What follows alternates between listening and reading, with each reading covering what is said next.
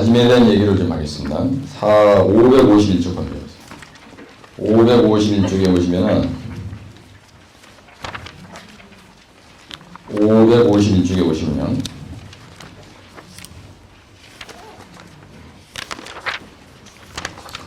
다짐도 판정 방법이라는 문제가 나오는데요.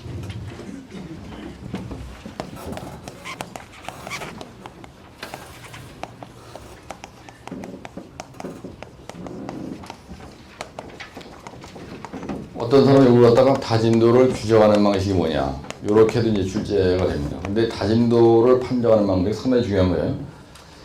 그래서 여러분들이 보실 때 우선 다짐도라는 말, 이거에 대해서 이해를 하죠. 다짐을 했는데 이거 도라는 말이 없던 거예요. 근데 이거 말고요, 여러분 상대 다짐도라는 게 있어요. 상대 다짐도라는 게 있고, 그 다음에 상대 밀도라는 말도 있어요. 상대 밀도, 요 도가 문제입니다. 도. 내가 지금 얘기하는 도. 그럼 이건 무슨 말이냐면요, 다짐을 하긴 했는데 어느 정도로 하느냐, 이런 얘기예요. 여기서 도라는 말은 어느 정도로 했느냐, 어느 정도, 정도껏 해라. 그죠? 정도가 넘어가면 좋아진다, 이런 말도 있잖아요. 상대 다짐도. 그죠? 그래서 그리고 이렇게 깔고요, 30점 깔고 다졌습니다. 그러면 다짐의 두께가 여기 20점이 되게 다지는 거거든요. 그래서 우리가 층다짐이라는데, 층다짐. 그리고 다질 때는 항상 30점을 포서해요. 그리고 다지고 나서, 딱 다지고 나면요, 이게 20점으로 바뀝니다. 30점을 깔았어. 다지고 제대로 다졌다. 그러면 20점이 딱 되는 거예요. 근데 만약에 여기에서 1cm로 더 해서 31점을 만약에 깔았다. 31점을 딱 깔고 다지죠? 그러면 1cm 더 깐 거, 이 밑에 부분은 전혀 안 다져요. 내가 사우디에 지금 수십 번 해본 겁니다. 그래서 다질 때 제일 중요한 건 뭐냐면, 우리가 이걸 얇게 깔았다 그래서 박층 다짐이라는 말을 써요. 똘마이들이.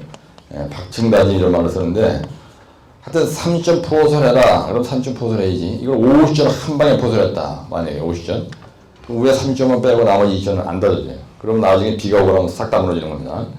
그래서 여러분들 다른 건 모르겠는데요, 소공에서 성토를 할 때 다짐을 한다. 흑사키를 할 때 다짐을 하는 거예요. 이럴 때 3점 깔으러 하는데 3점 깔고 40점 지 멋대로 깔면은 이 현장 나중에 끝나기 전에 비가 한번 오면 싹 다 날아가요. 그래서 절대로 성토할 때는요, 정확히 3점 포선했는지 아닌지는 감리단장을 확인을 하고요, 선장 소장 자신이 확인할 필요가 있습니다. 그래서 3점에서 1cm를 더 깔은 그 1cm 부분은 절대로 다지지 않는다. 그 얘기는 무너진다는 얘기입니다. 그래서 도로에서 성토 다질 때, 도로에서 성토 다진다. 도로에서 성토 일반적으로 고성토, 이런 노치를 얘기하는 거고요. 도로에서 1m 노상이다. 이건 1m입니다. 노상은 우리가 성토란 말 안 해요. 이건 1m 노상. 노체를 다질 때 우리가 성토를 한단 말을 쓰는데, 노체 다질 때부터 절대로 깔을 때 3점 이상 깔면 안 된다는 얘기예요.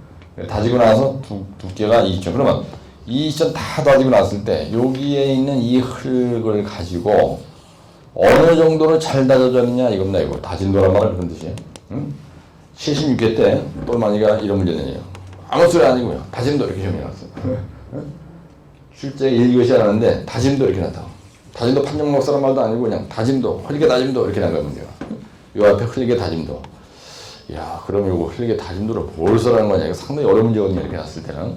만약에 이렇게 하면 쉬운 겁니다. 근데 실제 내는 사람이 흘리게 다짐도 이렇게 하면 이게 어려운 문제예요. 그렇죠? 이거 잘못 답하면은 빵점이고요. 잘 쓰면은 이거는 10점 만점에 10점 다 받을 수 있는 그런 겁니다. 그래서 이 어느 정도 잘 다져졌냐. 그걸 뭘로 나타내냐면요, 상대 다짐도라는 걸 나타낸다. 상대 다짐도라는 우리가 레러티브 컨벡션이라고 해요. 그래서 비교를 해본 겁니다. 감마 D 맥스면 뭐래요? 감마디예요. 이거 다지면서 아주 중요한 얘기인데, 그래서 곱하기 100 하는 겁니다. 그래서 요거는요, 현장에서 불도저나 진동 노라로 다진, 현장 다짐 장비로 다진 겁니다. 요거는. 그 다음에 요거는요, 실험실에서 레머로 다진 거예요. 이 레머, 요만한 몰드가 있으면요, 여기다 흙을 3회로 나눠서 집어넣어요. 그래가지고 요런 레머 쇠뻥으로다가 자연낙하시켜서 땅땅땅 쳐가지고 이거 몇 번 때리냐면요, 몇 번 때립니까? 한층 다질 때? 20회 때려요? 20회? 25회 다집니까? 25회 다지고, 그 다음에 또 깔고 25회 다지고, 또 깔고, 그래서 그 흙의 무게를 다는 거예요. 이게 바로 이거예요. 예? 그 흙의 무게가 요거고요. 그 다음에 요거는 현장에서 다진 겁니다. 그래서 실험실에서 다진 흙의 무게, 요걸 갖다 우리가 뭐냐면 최대 건조 밀도라 해요. 최대 건조 밀도라 그러고요.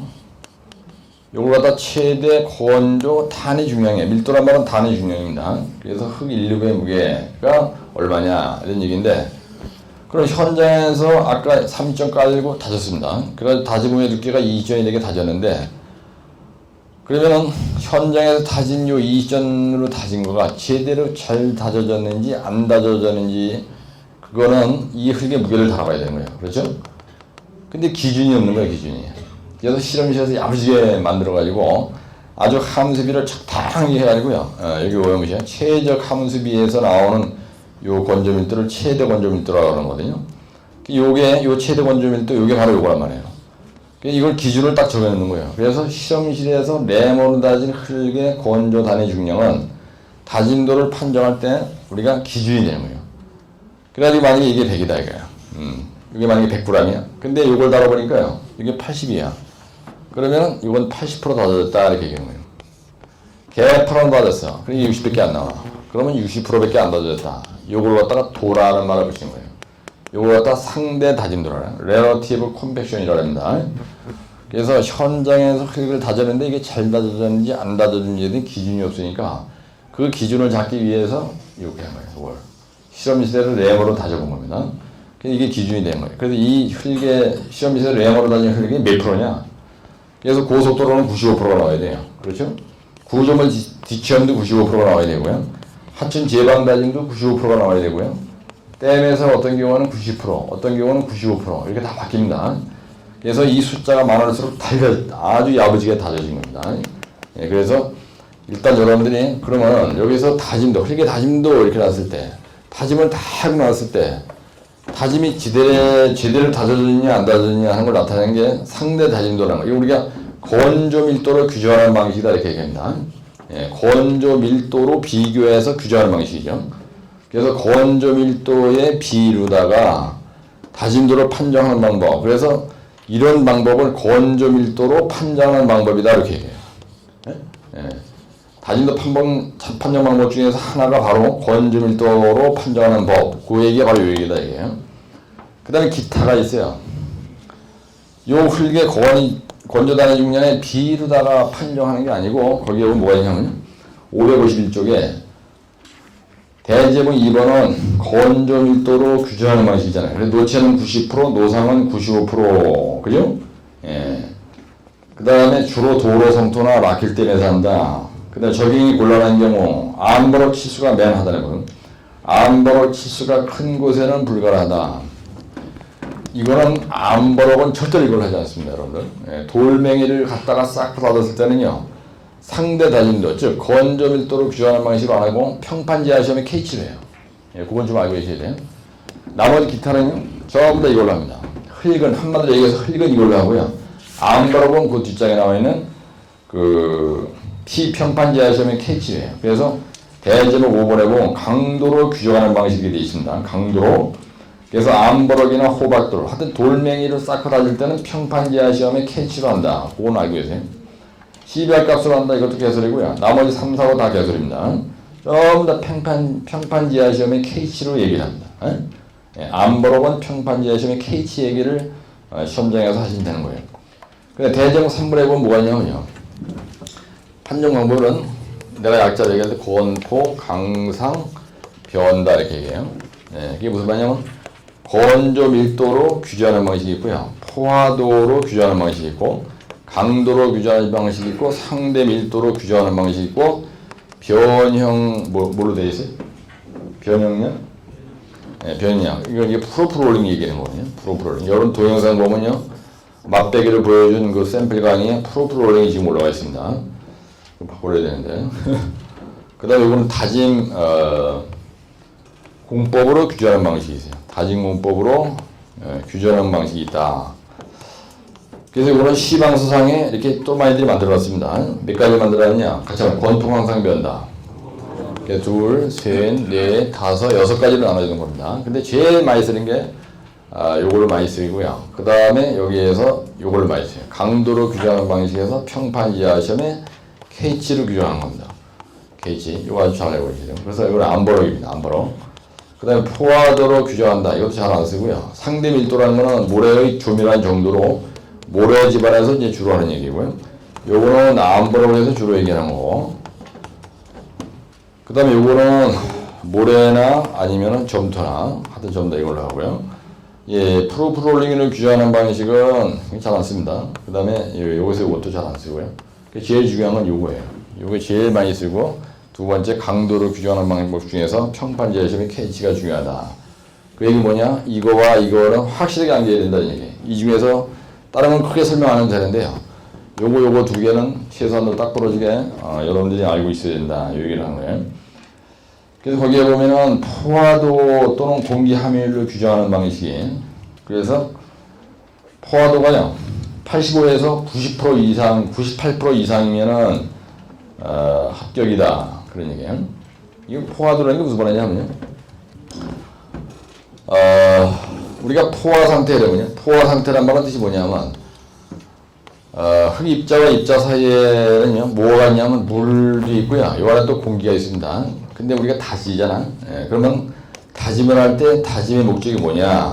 다짐의 목적이, 그러면요 요 공기를 빼내는 거예요. 공기를. 그게 다짐이에요. 근데 이게 만약에 여야집안이다. 그러면 여야집안 처리를 할 때 안밀이란 말이 있어요. 안밀. 예. 안밀이라는 게 뭐냐? 그 얘기죠. 안밀을 일으킨다 이 얘기는, 안밀을 촉진한다. 여야집안 개량할 때 촉진한다 이 얘기는 토립자와 토립자 사이에는 물을 빼내는 겁니다. 그래서 안밀촉진법에 연집배송법이라는 게 있어요. 응? 그래서 다진다는 거는 흙을 이렇게 쌓고요, 탁탁탁 치는 거고 대가리 위에서. 안밀을 일으킨다 이 얘기는 탁탁탁 치는 게 아니고 이 안에다가 뭐를 쑤셔넣어요. 모래를 쑤셔넣어. 그래가지고 이 점토에 있는 물이 빠져서 이렇게 밖으로 나오게 하는 겁니다. 우리가 안밀을 일으킨다요. 과행강수의 소산을 일으킨다 이렇게 얘기하는 겁니다. 다짐 얘기하다가 왜 이 미친놈이 느닷없이 포화도로 규정하느냐, 다짐도. 다짐이 잘 됐냐 안 됐냐를 왜 포화도로 규정하는 방식이 있다고 얘기를 하느냐, 이게 무슨 뜻이냐, 그 얘기를 하려는 거예요. 그럼 만약에 예를 들어서 다짐을 끝내주겠어 하죠. 그러면 공기가 100%다 빠져나왔다 이거예요. 그죠? 어떤 경우에도 공기가 100%는 안 빠져나가죠. 그리고 포화도가 거기에 보면 85% 이상이면 좋다는 말이죠, 그게. 그거만 이해하시면 돼. 그러면은 만약에 다짐도가 95%다 이거야. 다짐도가 95%다 이 말은 공기가 95%가 빠져나갔다 이렇게 생각하세요. 네? 이해가시죠? 네, 그러면 공기가 95% 빠져나가면은 공기가 빠져나간 자리를 사실은 이론적으로 물이 채워져 있는 거죠. 네, 그래서 포화도 95%다 이 얘기는 공기가 95% 빠져나갔다. 그러면 다짐을 끝내주게 됐다 이런 얘기야. 네? 근데 원래 포화 상태라는 말하고는 좀 이게 개념이 틀린 말인데요. 다짐이라는 말은 공기를 빼내는 거고요. 그 다음에 안밀을 촉진한다는 얘기는 여야집안에서는 과잉강수로 소산된 거를 안밀이 일어나 끝났다 이렇게 얘기를 하는데, 포화도가 85%다 이 말은 공기가 많이 빠져나가야 요 안에 간격 속에 있는 공기가 없어져야 이 물의 그 포화도가 심할 거 아니냐. 무슨 이야기 아시죠? 예, 그래서 그런 개념을 가지고 생각하시면 되는 거예요. 그래서 골치 아프게 보시지 말고, 거기에 보면 SR이란 말이 있는데, 이 S가 왜 S가 붙었냐면요, 우리가 포화라는 말을 saturated라는 말을 씁니다. 간격 속에 물로 차는 거를 우리가 saturated라고 해요. 그러니까 포화 상태는 saturated condition 이런 말을 써요. 예, 간격 속에 간격이 완전히 물로 꽉 찬 상태를 포화 상태라고 하는데, 85%는 포화 상태는 아니죠. 그렇죠? 예. 그래서 S자가 붙은 이유는 거기에 있는 겁니다. 그래서 85% 내지 98% 이상이면 합격이다. 근데 아까 다짐도도 95% 이상이면 합격이다 이런 말이 있었어요. 그 다음에 다짐공법으로 규정한다는 건 뭐냐면, 만약에 시방서에 말이죠, 3점 깔고 다졌는데 그 다짐 장비를 불도저로다가 다짐했어. 3회만 다지면 된다. 그 다음에 다짐 두께라면 여러분들 책을 보다가 말이 나오는데요, 다짐 두께란 말이 나오면은 다짐 후의 두께를 얘기하는 거예요, 다짐 전의 두께를 얘기하는 거예요. 이거 중요합니다. 여러분들 시방서를 읽는데 다짐 두께다 이 얘기는요. 다 다지고 난 두께가 얼마냐 이렇게 얘기하는 거야. 예, 다짐 후의 두께를 얘기하는 겁니다. 근데 포솔 두께를 다짐 두께란 말을 하지 않습니다. 예, 포솔은 몇 전이라고 했어요? 예, 포솔은 깔은 두께를 얘기해요. 그럼 포솔 두께고 다짐 두께란 말은 다짐이 끝난 후의 두께를 얘기하는 거예요. 그래서 시방서의 노상은 다짐 두께가 20전이다. 그 얘기는 다지고 났은 후에 20전이다 이런 말이야. 근데 하천지방은 다짐 두께가 3전으로 되죠. 네? 예. 그 다음에 댐에서도요, 다짐 두께가 3전짜리가 있어요. 그러니까 여기서 얘기하는 다짐 두께란 말. 그 다음에 다짐 폭. 다짐 속도라는 거는 뭐 4km/h 속도로 보통 다지죠. 3 내지 다짐하는데 속도는 3 내지 4km/h의 속도로 보통 다닙니다. 여기에 로라가 하나 있어요. 이 로라가 다지는 속도가 100km의 속도로 다닌단 말이에요. 시속 100km로 다닌다. 조지는 거죠, 아주 그냥. 그래서 이 다짐 속도라는 게 대단히 중요해요, 현장에서. 다짐 속도를 천천히 이렇게 가는 거하고 100km로 가서 어느 게 더 잘 다질 것 같아요? 시방서에 보면요, 다짐 속도를 전부 다 3 내지 4km/h 속도로 되어 있어요. 네? 그래 천천히 지그시 누르면서 다져야 되는 거야. 그래서 시방서에 불도자라는 놈으로 다짐의 수 3회를 다지는데 다짐 후의 두께는 20전이 나오면 되고 다짐 폭은 일반화 폭으로 하고 다짐 속도는 3 내지 4km/h로 하도록 돼 있다. 그럼 그렇게만 하면 합격이다는 얘기예요. 근데 그건 사실 그런 일은 없고요. 전부 다 현장에서 건조밀도로 규정하는 방식으로 합니다. 근데 이 문제는요, 1교시 5에 나올 수도 있고요. 2, 3, 4교시도 나올 수가 있는 거야. 근데 시험장에 가는데 하여튼 이 문제는 뭔지 모르지만 성토에 대한 문제다. 고성토 시공주의상 써라. 그냥 막 성토에 대해서 써라.